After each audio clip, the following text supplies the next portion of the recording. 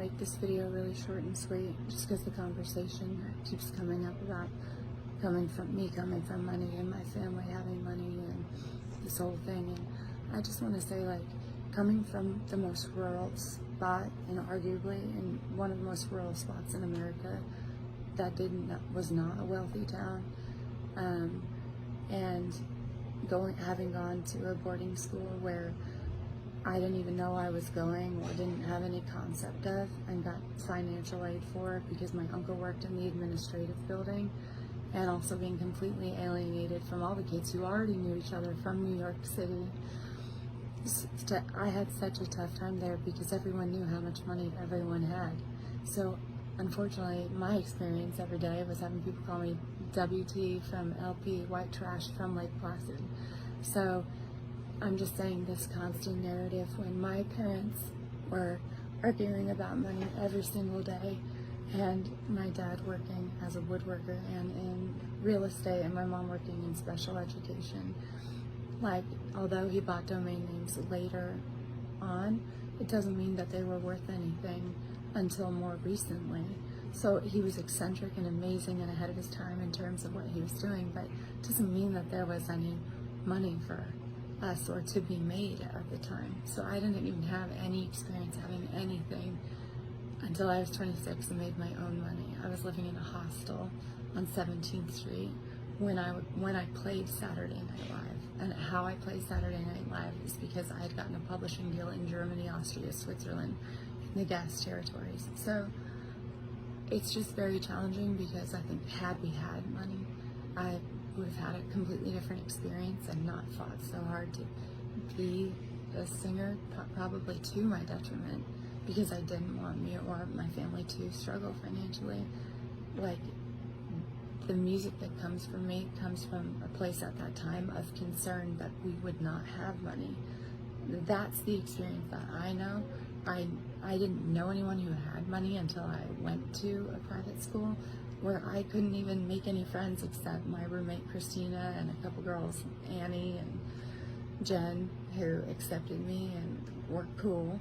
But you know, you can't even find anyone from those schools who knew me because they wouldn't talk to me. So to say that, you know, this is the narrative, it's just important that, you know, it's not. Like, it's not like it was fun living in the trailer park necessarily. I signed my life away, 10 records for $10,000 to 5 Points Records that Ben got me out of. And I made that stretch for a year and 1 month by getting to stay at the Manhattan RV mobile home in North Bergen. It's not a shtick. It's not like it was some glamorous getaway. Like, I really didn't know what to do and depended on boyfriends that I had to let me stay with them all that while, up until 26. You can ask Stephen Mertens, you can ask Josh Kemp. Like, I didn't have a chance, hardly. All of the cards were stacked against me other than my voice. And my parents didn't even know I was singing until I was on Saturday Night Live. So why this is important is just because it's not my truth. I would have no idea what it felt like to grow up with anything other than hearing fighting about money. And even on our monthly, like, spring break vacation every year, we drove to Daytona, not flew, because it was too expensive. So I had a challenging experience all the way through, and to make it even more challenging, now I don't even get to have my authentic story told so that the music can be listened to and interpreted in a clear manner.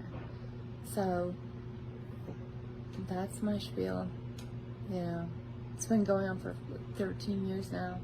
It's so sad that I can't own coming from, like, this beautiful rural mountain town where the character of people was completely different from anywhere I went afterwards.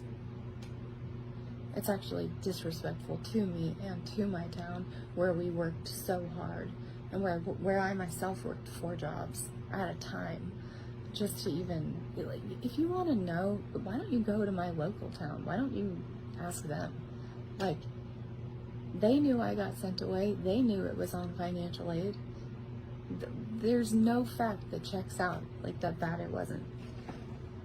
So it just sucks to have to explain myself over and over again, because if that was the story I knew, I would love to tell it.